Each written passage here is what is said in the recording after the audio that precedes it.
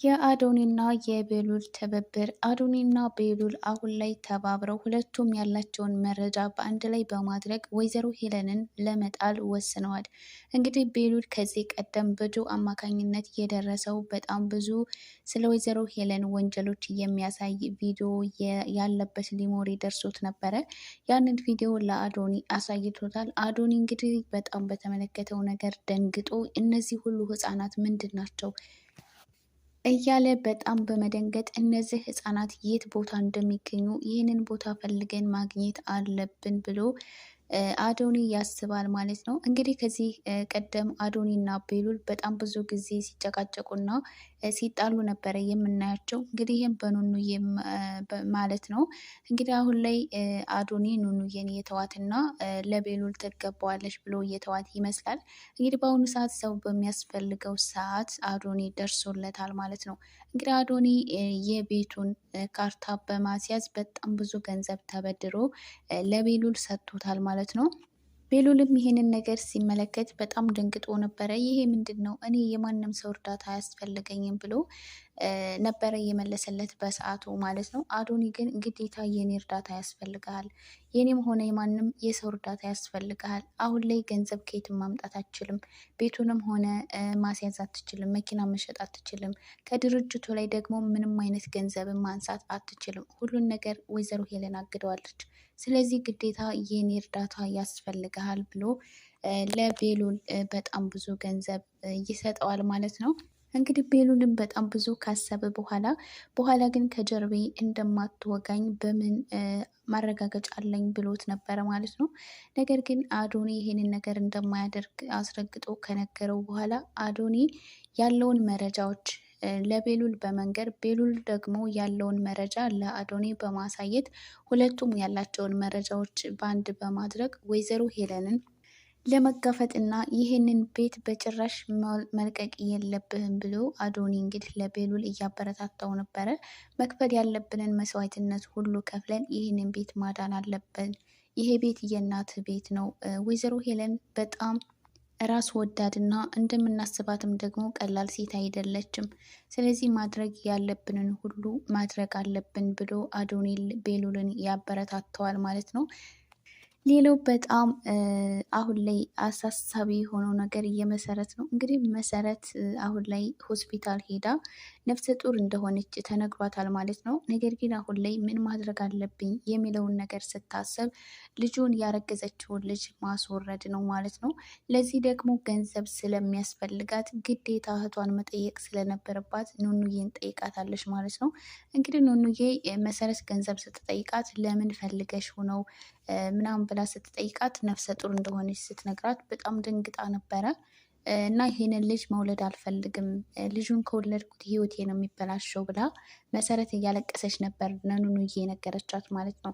እንግዲህ ኑኑዬ እጇ ላይ ምንም አይነት ገንዘብ ስለሌላት ለምን ለሌላ ነገር ነው ብለሽ ባልሽን አትቀበዩም ብላት ነበረ። ነገር ግን መሰረት አይ እሱማ በጭራሽ የሚሆን ነገር አይደለም አይሰጠኝም ስትላት ኑኑዬ በጣም ደንግጣና መሰረት ጥሩ ሁኔታ ላይ እንዳልሆነችና ቴዲ እንዳሰበችው እንዳልሆነላት ተረድታለች ማለት ነው። እንግዲህ ወደ ቤት ከገባች በኋላ በጣም ስቅስቅ ብላ እያለቀሰች ነበር። ይህንን ከማይሞት ይሻለኝ ነበረ እያለቀሰች ነበረ ማለት ነው። እንግዲህ አዶኒም ሊያረጋጋትና የሆነችውን ነገር ሊጠይቃት ሞክሮ ነበረ። ኑኑዬ ግን ለማንም ምንም ነገር አልተናገረችም፣ ግን በጣም እያለቀሰች ነበረ ማለት ነው።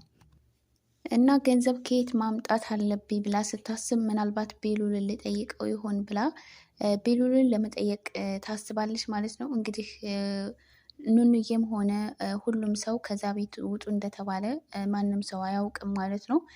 ስለዚህ ቤሉልን ልጠይቀው ብላ ቤሉልን ገንዘብ እንደምትጠይቀው አስባለች ማለት ነው። ለእህቴ ልደርስላት ይገባል፣ ከዚህ ጭንቀት ላወጣት ይገባል ብላ ወይ አዶኒን ወይ ቤሉልን ልጠይቃቸው ብላለች። እንግዲህ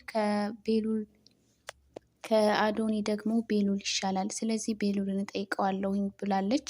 ምናልባትም ደግሞ ከዚህ ቀደም ስጦታ ብሎ የሰጣትን ስልክ ለመሸጥ ማስባ ነበረ። ነገር ግን ይህን ስልክ ብሸጠው የት ጣልሽው ቢለኝ የት ልለው ነው? ስለዚህ እንደው ገንዘብ ስጠኝ ብለው ይሻላል ብላለች። ምናልባት እንዳሰበችው እሷ ገንዘብ ስጠኝ ብላ ጠይቀው ገንዘብ ከሰጣት መሰረት እንግዲህ ካለችበት ጭንቀት ልትወጣ ትችላለች። ነገር ግን ገንዘብ ስትጠይቅ ለምንሽ ነው፣ ምን ልታደርጊበት ነው የሚል ጥያቄዎችም አብረው ይመጡባታል። እንግዲህ ኑኑዬ የሆነ ምክንያት ፈጥራ ገንዘቡን ከቤሉል መቀበል እንዳለባት እና ቤሉል ገንዘብ እንዲሰጣት ማድረግ እንዳለባት ወስናለች ማለት ነው። መሰረት አሁን ላይ ከመቼውም በላይ በጣም ከባድ ሁኔታ ውስጥ ትገኛለች። ቴዲም አሁን ላይ የሚፈልገውን ነገር እያገኘ ይመስላል። እንግዲህ ይህንን ዜና እሱ ቢሰማ ለሱ በጣም ደስታው ነበረ ማለት ነው። እንግዲህ መሰረትን ለዘላለም አስሮ የሚያስቀምጥበት ሰንሰለት እንዳገኘ ነበር የሚያስበው ማለት ነው። እንግዲህ መሰረት አንድ ያሰበችው ነገር ይህንን ነገር ቴዲ መስማት የለበትም ብላለች። እንግዲህ ከሰማ ምናልባት ይህንን ማሰሪያ አድርጎ ሊጠቀምበት ይችላል። አይንዬም እንግዲህ መሰረት ጥሩ ሁኔታ ላይ እንዳልሆነች ውስጧ ነግሯታል። ቢሆንም ግን መኮንም መሰረትን እንዲያናግርላት በተደጋጋሚ ጠይቀው ነበረ። እሱ ግን በጭራሽ የሚሆን ነገር አይደለም ብሎ ነው የመለሰላት ማለት ነው። እንግዲህ መሰረት ምናልባትም ይህ አጋጣሚ ወደ ቤተሰቦቿ የምትመለስበት አጋጣሚ ሊሆንላት ይችላል ማለት ነው። እንግዲህ መሰረት ይህንን ነገር ካደረገችና ገንዘቡን አግኝታ ልጁን ለማስወረድ ከሞከረች እንግዲህ ከፍተኛ ጉዳት ሊደርስባት ይችላል። ማለትም ይህ ነገር በጣም ከባድ ውሳኔ ስለሆነ በዚህ ሂደት ውስጥ በጣም ብዙ የሚፈጠሩ ለህይወት አስጊ የሆኑ ነገሮች ይኖራሉ። እንግዲህ ምናልባት መሰረት ታማ ሆስፒታል ከገባችና ከባድ ሁኔታ ላይ ከደረሰች እንግዲህ ምናልባት ቤተሰቦቿ ይህንን ነገር ከሰሙ ወደ ቤቷ የምትመለስበትን አጋጣሚ ልታገኝ ትችላለች። እንግዲህ ሊያዝኑላታል። አሁን ላይ ከመኮ ውጪ ሁሉም ለመሰረት ያላቸው አመለካከት ተቀይሮ ለእሷ ማሰብ ጀምረዋል ማለት ነው። እንግዲህ አይንዬም በጣም ብዙ ጊዜ ስለ መሰረት እየተጨነቀች ነበረ። ይህ ነገር ከተፈጠረ ወደ ቤት የምትመለስበት አጋጣሚ በጣም ሰፊ ሆኖ እናየዋለን ማለት ነው። እንግዲህ መሰረት ከዚህ ጭንቀት መውጣት አለባት።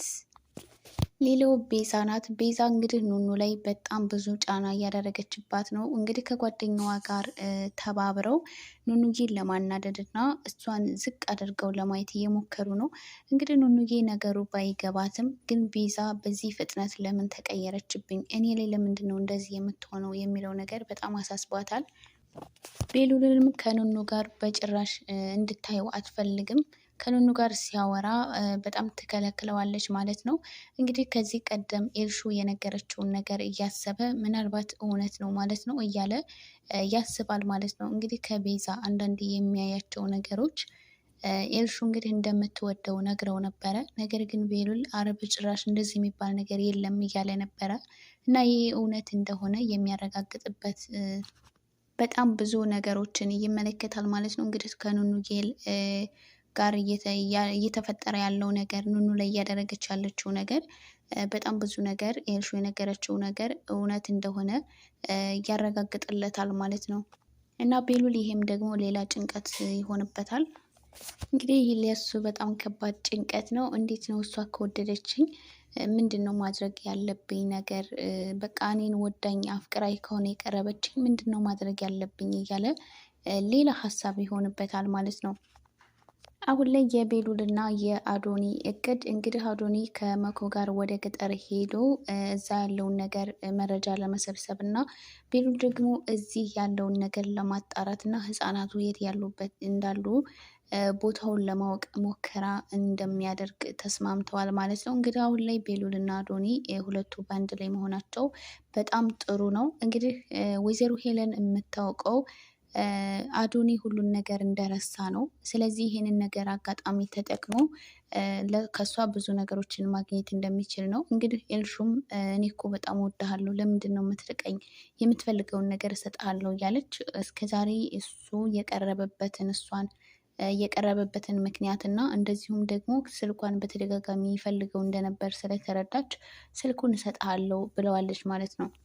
እንግዲህ አዶኒም የምፈልገውን ነገር ወይም የምትፈልገውን ነገር ካጠፋሽ በኋላ የአንቺ ስልክ ምን ያደርግልኛል እያላት ነበረ።